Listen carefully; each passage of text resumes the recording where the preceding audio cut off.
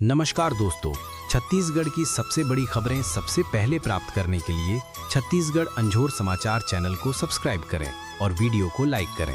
आज के इस वीडियो में जानेंगे सरकार ने कौन कौन से बड़ी घोषणा की और आप छत्तीसगढ़ के किस जिले या गांव से वीडियो को देख रहे हैं तो कृपया कमेंट बॉक्स में बताएं।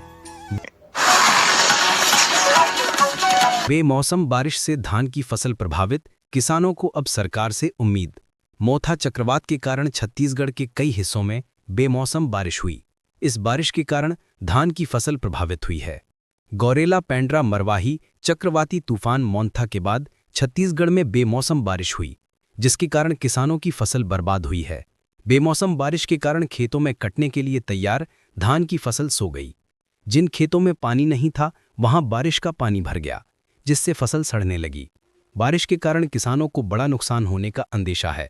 वहीं कृषि विभाग क्षेत्र के किसानों की फसल का सर्वे करवाकर प्रधानमंत्री फसल बीमा योजना और आरबीसी 6.4 के तहत फसल हानि का मुआवजा देने की बात कह रहा है। मोंथा तूफान का दर्द। जीपीएम जिला की बात करें तो मोथा तूफान के कारण हुई बारिश में सबसे ज्यादा धान की फसल प्रभावित हुई। जो फसल पककर पूरी तरह तैयार हो चुकी थी वो सबसे ज्यादा खराब हुई, क्योंकि धान की बालियों में विकसित बीज आ चुके थे। जब बारिश हुई तो धान के पौधे पानी और धान वजन से खेतों में गिर गए। ऐसा एक दो क्षेत्र में नहीं बल्कि जिले के 30% से अधिक क्षेत्रों में हुआ। नवंबर महीने में किसान काटते हैं फसल। आपको बता दें कि नवंबर माह में किसान धान की फसल काटकर अपने खलियानों तक लाने की शुरुआत करता है, लेकिन बारिश ने किसानों की मेहनत पर पानी फेर दिया।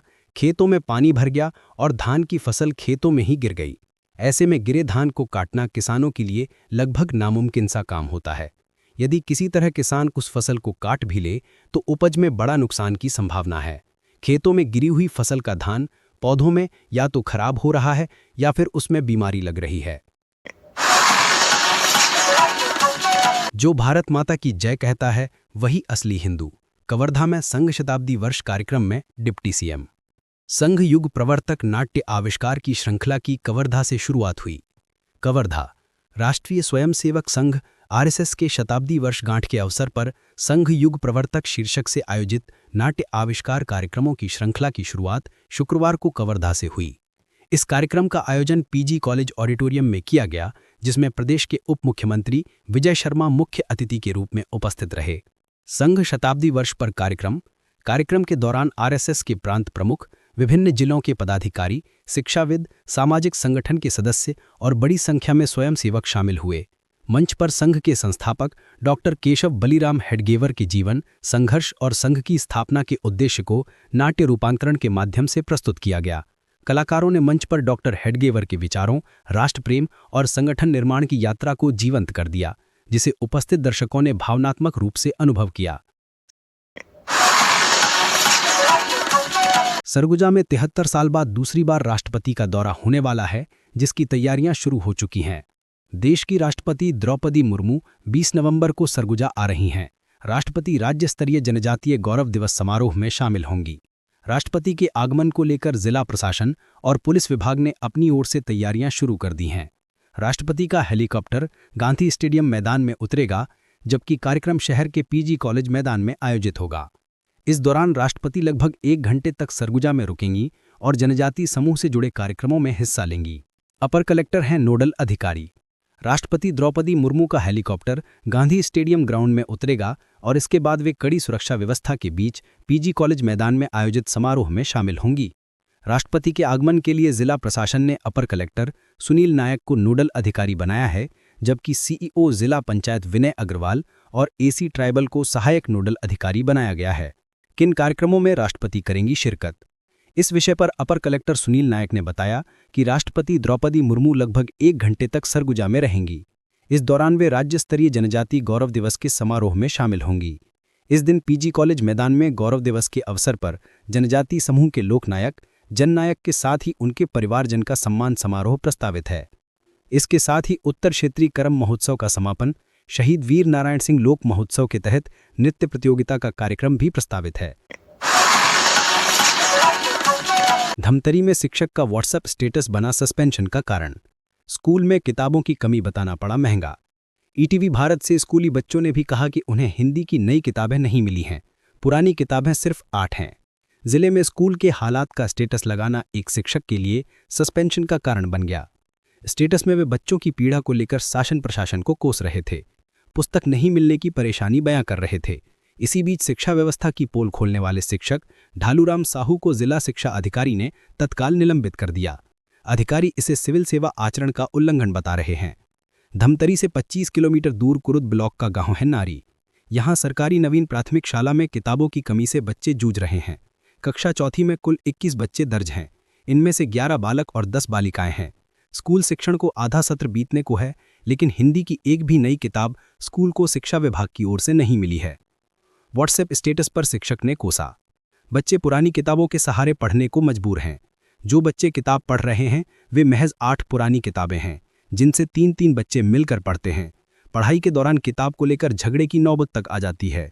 ऐसे हालात देखकर शिक्षक ने इसे अपने व्हाट्सएप स्टेटस पर लिख दिया। विभाग ने इस मामले को अनुशासनहीनता मानते हुए टीचर को तत्काल निलंबित कर दिया।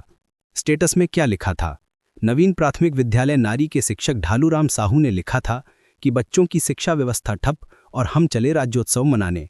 क्या हम राज्योत्सव मनाने लायक हैं? हमारे जनप्रतिनिधियों को ये सब नहीं दिखता। जहां खाने पीने को मिले वहीं पर काम करते हैं। जब तक बच्चों को पूरी पुस्तकें नहीं मिल जाती, सहायक शिक्षक से लेकर कलेक्टर और शिक्षा मंत्री तक का वेतन रोक देना चाहिए। पेट्रोल पंप मैनेजर ने 68 लाख रुपए का गबन किया। पकड़े जाने के डर से ट्रेनों में घूमता था आरोपी मैनेजर ने गबन किए हुए पैसे अपने पिता और भाई के खाते में ट्रांसफर किया। जांजगीर चांपा सारागांव थाना क्षेत्र में भाजपा नेता और जिला पंचायत उपाध्यक्ष गगन जयपुरिया का पेट्रोल पंप संचालित है। इस पेट्रोल पंप में नीरज कुमार साहू साल 2022 से मैनेजर के पद पर काम कर रहा था। नीरज साहू ने अपने अच्छे काम से मालिक का भरोसा जीता, जिसका फायदा ये हुआ कि पेट्रोल पंप मालिक ने पूरी जिम्मेदारी मैनेजर को सौंप दी। यानी पेट्रोल डीजल बिक्री, उससे मिलने वाली राशि, लेन देन सभी का हिसाब किताब मैनेजर ही रखने लगा। लेकिन साल 2025 जनवरी में मैनेजर ने अचानक काम छोड़ दिया।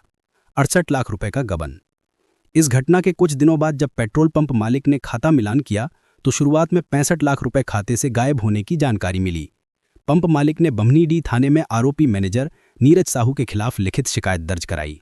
पेट्रोल पंप संचालक गगन जयपुरिया ने बताया कि 23 सितंबर 2025 को थाने में रिपोर्ट दर्ज कराई कि पेट्रोल पंप में काम करने वाले मैनेजर नीरज कुमार साहू ने 65 लाख रुपए का गबन पेट्रोल पंप के हिसाब किताब में किया। नीरज साहू पेट्रोल पंप का पूरा काम करता था। मैं और मेरा पार्टनर राजनीतिक कार्यों के चलते पेट्रोल पंप का हिसाब किताब नहीं देख पाते थे, जिसका फायदा उठाकर षड्यंत्रपूर्वक विश्वासघात कर 65 लाख रुपए की राशि का गबन किया। ये राशि शुरुआत में पता चली, बाद में कुल गबन की राशि 68 लाख रुपए हुई। अंतर्राष्ट्रीय कथावाचक साध्वी प्राची देवी सुनाएंगी भागवत कथा। धनगांव में रासलीला महोत्सव का आयोजन हुआ है, जिसमें कथावाचक साध्वी प्राची देवी पहुंची हैं। बलरामपुर के धनगांव में बीते 44 साल से बंगाली समुदाय रासलीला महोत्सव का आयोजन कर रहा है। इस बार यहां 5 दिवसीय कथा का आयोजन किया गया है, जिसमें प्रसिद्ध अंतर्राष्ट्रीय कथावाचक साध्वी प्राची देवी कथा सुनाने के लिए पहुंची हैं।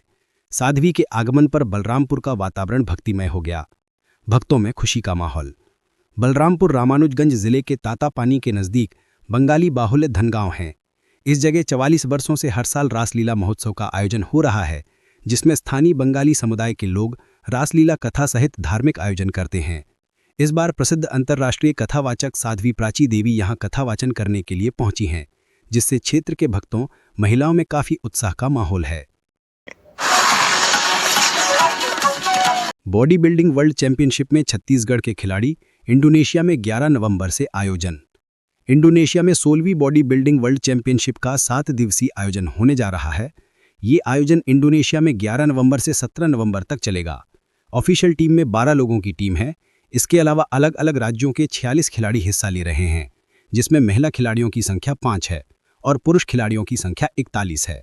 बॉडी बिल्डिंग वर्ल्ड चैंपियनशिप में Chhattisgarh. Body building world championship में छत्तीसगढ़ के ऑफिशियल टीम के रूप में 3 लोगों का चयन हुआ है, जिसमें रायपुर रेल मंडल के senior DCM Awadhesh Kumar Trivedi supporter के रूप में रहेंगे। वहीं रेलवे के इंजीनियरिंग डिपार्टमेंट में कार्यरत बॉडी बिल्डर और कोच बी राजशेखर राव और बेमेतरा के महेंद्र टेकाम निर्णायक के रूप में भूमिका अदा करेंगे। जय जोहार, जय छत्तीसगढ़। धन्यवाद।